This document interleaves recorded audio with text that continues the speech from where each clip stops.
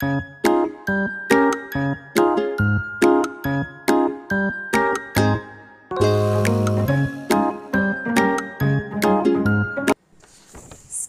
6 general science यामधला आपण lesson number 5 पाहत आहोत. Substances in surroundings their states and properties. यामधला आपण एक लेक्चर घेतलेलं आहे.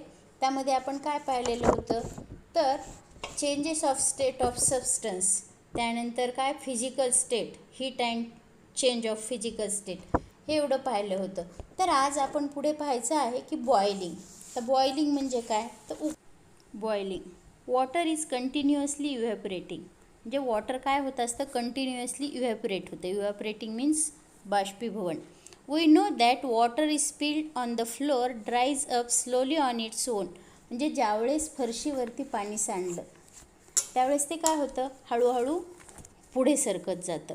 This evaporation occurs from the surface of the water. मग ज्यावेळेस पाण्याचं हे काय होतं इव्हॅपोरेशन कुठं होतं ह्या फ्लॅट सरफेसवरती होतं, ह्या फ्लोअरवरती होतं. What happens when water boil.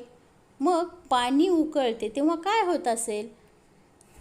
As the water gets heated its temperature increases and it evaporate at a faster and faster rate. म्हणजे काय ज्यावेळेस आपण पाण्याला उष्णता देतो त्यावेळेस काय होतं त्याचं टेम्परेचर इन्क्रीज होतं आणि इट्स इव्हॅपोरेट म्हणजे त्याचं काय होतं इव्हॅपोरेशन व्हायला सुरुवात होते, बाष्पीभवन व्हायला faster and faster rate, fast व्हायला लागतं. When water kept on a stove at a particular temperature or level of heat then evaporate takes place in all part of the body of water. मग ज्यावेळेस आपण ते पाणी एखाद्या स्टोववरती एखाद्या particular टेम्परेचरवरती ठेवलं किंवा त्याची हीटची लेवल कॉन्स्टंट ठेवली तर evaporation takes place in all parts of the body. म्हणजे त्यावेळेस त्याच्या इव्हॅपोरेशन म्हणजे पूर्ण पाण्याचं काय होईल इव्हॅपोरेशन होईल, बाष्पीभवन होईल. Then we see water bubbles rising at faster and faster rates to the surface of steam mixing in the air. मग हे ज्यावेळेस आपण असं केलं तर त्यावेळेस काय होईल त्याच्या पाण्याच्या बुडाशी काय होतील तुम्हाला बारीक बबल्स आलेले दिसतील. बारीक बारीक बबल येतात आणि ते काय होतात जसं ते उकळायला लागतं तसं फास्टर अँड फास्टर त्याचं बबलिंगची प्रोसेस व्हायला लागते. ही जी आणि नंतर काय होतं त्याचा सरफेस आणि स्टीम हे काय होतं मिक्स होतं कशामध्ये एअरमध्ये. मग ही जी प्रोसेस आहे तिला काय म्हणायचं this is called boiling of water or ebullition. म्हणजे ह्या प्रोसेसला आपण काय म्हणतो बॉइलिंग ऑफ वॉटर. म्हणजे पाणी त्यावेळेस उकळल्या जातं असं आपण म्हणतो. ॲट सी लेवल आता सागराच्या समुद्राच्या बाबतीत pure water boils at 100 degree Celsius. This is the boiling point of water. म्हणजे काय ज्यावेळेस समुद्रावरती इव्हॅपोरेशन होतं त्यावेळेस त्याचं किती डिग्री सेल्सिअसला होत असेल तर ज्यावेळेस 100 डिग्री सेल्सिअस टेम्परेचर येतं त्यावेळेस याचा बॉइलिंग पॉईंट हा त्यावेळेस तिथला 100 डिग्री सेल्सिअसचा असतो. When water vapour cools it is converted into water again.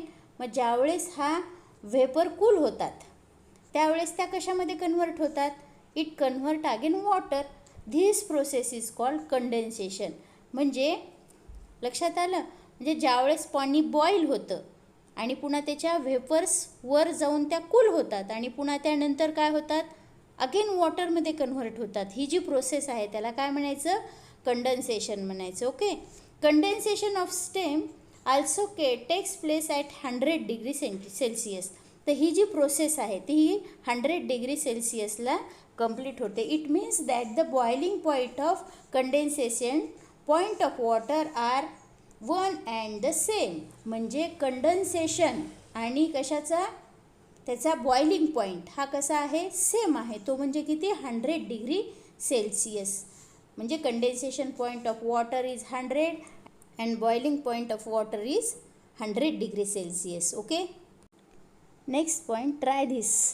आता काय करा तुम्ही take some water in a beaker and place a thermometer in it. Heat the beaker on spirit lamp. म्हणजे काय करा बिकरमध्ये थोडंसं पाणी घ्या आणि त्यामध्ये काय करा थर्मामीटर ठेवा. नंतर काय करा heat the beaker on a spirit lamp. त्या बिकरला काय करा स्पिरिट लॅम्पच्या साह्याने हीट द्या. Note the boiling point of water. आता तिथं बॉइलिंग पॉईंट त्या पाण्याचा नोट करून ठेवा. Repeat the activity adding salt or sugar. मग हीच ॲक्टिव्हिटी पुन्हा काय करायची, तुम्हाला रिपीट करायची. किंवा त्याच्यामध्ये सॉल्ट आणि शुगर टाकल्यानंतर the water and note the boiling point again. तर ज्यावेळेस शुगर आणि सॉल्ट त्यामध्ये ॲड करू त्यावेळेस त्याचा बॉइलिंग पॉईंट तुम्हाला नोट करायचा आहे. What do you inform from it. मग तुम्हाला त्यावरनं काय लक्षात येईल, काय निष्कर्ष तुम्ही काढणार. तर पहा तुम्हाला काय नवीन वाटतं ते लिहून ठेवा वहीवरती. त्यानंतरचा नेक्स्ट पॉईंट आहे freezing. Freezing. The water kept in a fridge or on ice become cooler and cooler. म्हणजे वॉटर फ्रीजमध्ये ठेवल्यानंतर तो कसं होतं, कूलर अँड कूलर म्हणजे थंड थंड होत जातो.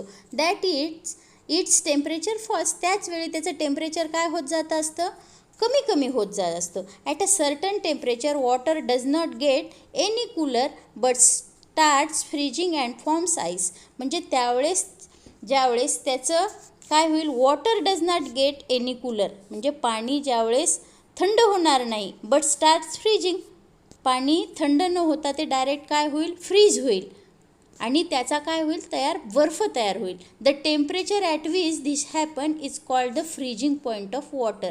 म्हणजे त्या ज्या टेम्परेचरचा जो पॉईंट आहे फ्रीजिंगचा त्या वॉटरचा त्याला काय म्हणायचं, फ्रीजिंग पॉईंट ऑफ वॉटर. म्हणजे लक्षात आलं का तुमच्या. म्हणजे काय होईल, एका ठराविक तापमानावरती पाणी आणखी थंड न होता त्याचा काय होतो, बर्फ बनू लागतो म्हणजेच आईस बनतो. म्हणजेच तो काय आहे, त्याचा फ्रीजिंग पॉईंट आहे. म्हणजे ज्या टेम्परेचरवरती हे घडत असतं त्याला आपण काय म्हणतो, वॉटर्स फ्रीजिंग पॉईंट. लक्षात आलं एवढं. त्यानंतर पुढं पाहायचं आहे, the temperature of a substance can follow below 0 degree Celsius. Example, the temperature of air in the freezer of a refrigerator is around -18 degree Celsius. तर मग ज्यावेळेस तुम्ही टेम्परेचरचं सबस्टन्सचं टेम्परेचर काय होतं, बिलो होत जातो किती, 0 डिग्रीपर्यंत. त्यावेळेस तिथलं फ्रीजरचं टेम्परेचर हे किती असतं, बाहेरच्या वातावरणापेक्षा -18 डिग्री सेल्सिअस एवढं असतं. When ice gets heat it starts melting or changing into the liquid state again. मग ज्यावेळेस आपण आईसला हीट करतो तेव्हा त्याचा मेल्टिंग काय होतं, melting changing into the liquid state again. म्हणजे त्याची पुन्हा काय होतं, लिक्विडच्या स्वरूपात त्याची स्टेट चेंज व्हायला लागते म्हणजे पुन्हा त्याचं पाणी बनतो. Ice melts at 0 degree Celsius.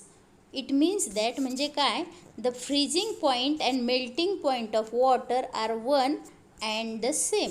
म्हणजे त्याचा फ्रीजिंग पॉईंट आणि मेल्टिंग पॉईंट हा कसा आहे, सेम आहे. म्हणजे किती, 0 डिग्री सेल्सिअसला. पहा म्हणजे त्याचं मेल्टिंग पॉईंट 0 डिग्री आणि काय आहे त्याचा फ्रीजिंग पॉईंट म्हणजे बर्फ होतो तो पॉईंटची डिग्री किती, 0 डिग्री आणि मेल्ट होतो त्यावेळेसचे पण टेम्परेचर किती, 0 डिग्री. लक्षात आलं. म्हणजे फ्रीजिंग आणि मेल्टिंग पॉईंट कसं आहे, सेम आहे. Such substance has a specific boiling point which is also condensation point. म्हणजे हे जो स्पेसिफिक बॉइलिंग पॉईंट आहे त्या सबस्टन्सचा त्याला काय म्हणायचं, condensation point. Okay. Next, each substance has a specific melting point which is the same as its freezing point. म्हणजे एखाद्या सबस्टन्सचा जो स्पेसिफिक मेल्टिंग पॉईंट कसा असतो, which is the same as its freezing point. म्हणजे त्याच्याच फ्रीजिंग पॉईंटसारखा असतो. कसा असतो, सारखा असतो. म्हणजे मेल्टिंग पॉईंट आणि फ्रीजिंग पॉईंट कसे आहेत, सेम आहेत. लक्षात आलं.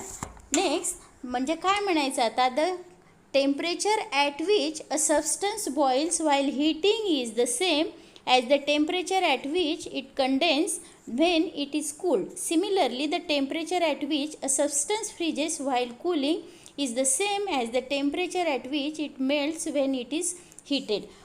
म्हणजे काय, तर ज्यावेळेस एखादा पदार्थ गरम होतो ज्या तापमानाला त्याचं काय होतं, बॉइलिंग पॉईंट असतो, त्याच तापमानाला त्याचा काय असतो, फ्रीजिंग पॉईंट असतो. म्हणजे पदार्थ कूल होताना ज्या तापमानाला तो फ्रीज होतो त्याच तापमानाला तो काय होतो, बॉईल होतो. एवढं लक्षात आलं. ओके.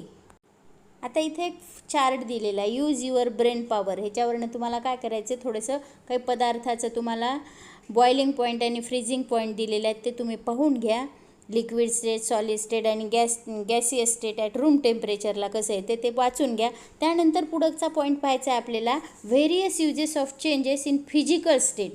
म्हणजे काय, तर ह्या ज्या फिजिकल स्टेटला त्याच्यामध्ये कोणकोणते बदल होतात ते आता आपल्याला पाहायचं आहे. तर पहा, इथं तुम्ही नेहमी अनुभवलेलं, candles are made by melting paraffin wax. म्हणजे काय, तर पॅराफिन वॅक्स हे मेल्ट केलं जातं आणि त्यापासून काय केले जातात, कॅन्डल्स बनवल्या जातात, म्हणजेच मेणबत्त्या बनवल्या जातात. Solid carbon dioxide is use to make ice cream and to keep it frozen. म्हणजे आईस्क्रीमला बनवण्यासाठी कार्बन डायऑक्साईड म्हणजे सॉलिडच्या रूपामध्ये त्याचा वापर करतात आणि तो फ्रोझन म्हणजे त्याची जी हे आहे, आईस्क्रीम तयार केल्यानंतर थंड ठेवण्याची जी प्रोसेस असते तो काम करण्याचं काम कोण करतं, सॉलिड कार्बन डायऑक्साईड करतो. त्यानंतर next, liquid nitrogen is used in animal husbandry. Next, sand that is silica is melt to make glass. म्हणजे ग्लास तयार करण्यासाठी सँड म्हणजे सिलिकेचा वापर केला जातो मेल्ट करून. Next, metals like gold and silver are melted to make ornaments. म्हणजे gold आणि सिल्वर हे मेल्ट करून त्याचे ऑर्नामेंट्स म्हणजेच वेगवेगळ्या प्रकारचे दागिने, ज्वेलरी बनवण्यात मदत होते. Next, iron is melted to make tools. म्हणजे आयर्न वितळून त्यापासून वेगवेगळी अवजारे बनवण्याचं काम केलं जातं. ओके. नेक्स्ट पाहायचं आहे, इथं तुम्हाला ट्राय धिस म्हणजे तुम्हाला हे करून पाहायचं. काय करायचं आहे, take some sand in a crucible, put a few iodine crystals in it. म्हणजे काय करायचं, एका बशीमध्ये तुम्हाला काय करायची, थोडीशी वाळू घ्यायची आणि त्याच्यामध्ये काय करायचं, पुट अ फ्यू क्रिस्टल्स, त्याच्यामध्ये आयोडीनचे थोडे क्रिस्टल्स टाकायचे. Place the crucible on a tripod to heat. म्हणजे त्याला त्या ह्याच्यावरती, कशावरती, त्या प्लेटवरती एक नळसाळ ठेवायचं आहे आणि त्याला काय करायचं, खालून तुम्हाला हीट सप्लाय करायची आहे. Block the stem of the funnel with a cotton plug. आणि त्या फनेलचं वरचं जे तोंड आहे ते काय करायचं, कॉटन प्लग म्हणजे कापसाच्या बोळ्यानं त्याला बंद करायचं. Light the burner and heat the mixture in the crucible, observe the change. मग आता करायचं काय, करा त्या डिशला तुम्ही काय करा, हीट सप्लाय करा आणि त्या मिक्सचरमध्ये काय बदल घडतात हे तुम्ही ऑब्झर्व करायचं. व्हाय डज दिस हॅपन. मग असं करताना तुम्हाला काय लक्षात येईल, हे असं होत असताना ज्यावेळेस तुम्ही त्या आयोडीनच्या क्रिस्टलला हीट देतात त्यावेळेस त्याची काय होईल, व्हेपर तयार होईल आणि त्याचे बारीक बारीक बबल्स त्या वर ठेवलेल्या फ्लास्कवरती जमा होतात. मग ते काय करा तुम्ही, त्याचं निरीक्षण, हे असं कशामुळं झालं, असं का होत असेल, तर ही जी प्रोसेस आहे त्यालाच काय म्हणायचं, सब्लिमेशन. आता हे सब्लिमेशन म्हणजे काय, आता आपण पुढे पाहू. पहा, sublimation, iodine crystals do not melt on heating but change directly to the gaseous state. म्हणजे काय झालं, तिथं ज्यावेळेस ह्या आयोडीनच्या क्रिस्टलला तुम्ही काय केलं, हीट दिली, त्यावेळेस ते मेल्ट न होता त्याचं काय झालं, त्याचा चेंज कशामध्ये झाला, गॅसियस स्टेटमध्ये त्याचा चेंज झाला. म्हणजे त्याच्यापासून डायरेक्ट गॅस तयार झाला, मेल्ट न होता. When the funnels of iodine hit the walls of the funnel they cool to the form solid crystal for iodine.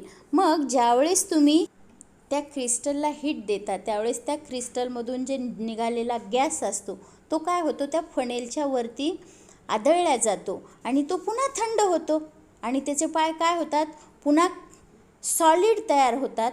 म्हणजे त्याचं काय झालं, पुन्हा सॉलिडमध्ये कन्वर्ट झाले आणि ते त्या फ्लास्कला, म्हणजे ते जे वरती आपण ठेवलेलं फ्लास्क आहे, नळसाळं म्हणतो थोडक्यात आपण, तर त्याला काय, ते चिटकून राहतात. म्हणजेच ह्याला ज्यावेळेस हीट दिली त्यावेळेस ते काय झालं, सॉलिडचं म्हणजे आयोडीनचं काय झालं, त्याचं लिक्विडमध्ये कन्वर्ट न होता ते कशामध्ये कन्वर्ट झालं, गॅसियसमध्ये कन्वर्ट झालं. हा जो प्रकार आहे म्हणजे the change of the solid substance directly into a gas or vapour without first changing into a liquid is called sublimation. म्हणजे त्याचं सॉलिड सबस्टन्सचं डायरेक्ट गॅस गॅसमध्ये किंवा व्हेपरमध्ये चेंज झाला, ह्या जी प्रोसेस आहे त्यालाच काय म्हणायचं, सब्लिमेशन. लक्षात आलं. On opening a box of kapur it smell spread all round. Why does this happen. म्हणजे ह्याचं तुम्ही पहा, आता तुम्ही कापूर पाहिलेला घरी, ते कापूर काय करा, उघडा करून ठेवा. काही वेळानं काय होतं तुम्हाला, तिथं काहीच न दिसता तिथला कापूर काय झालेला असतो, विरघळून म्हणजे हे होऊन गेलेला असतो, उडून गेलेला असतो. म्हणजेच काय झालं, तिथं सब्लिमेशन झालं. म्हणजे वातावरणातलं टेम्परेचर त्या कापराला मिळालं आणि त्याचं काय झालं, डायरेक्ट गॅसियसमध्ये रूपांतर झालं. म्हणजे तिथं कोणती प्रोसेस घडून आली, सब्लिमेशन. ओके, लक्षात आलं. एवढा आज शिकवलेलं तुमच्या लक्षात आलं असेल. आता यानंतरचा उद्याच्या पिरियडमध्ये आपण ह्या सबस्टन्सच्या काही प्रॉपर्टी आहेत त्या आपल्याला उद्याच्या लेक्चरमध्ये पाहायच्या आहेत. Okay, bye.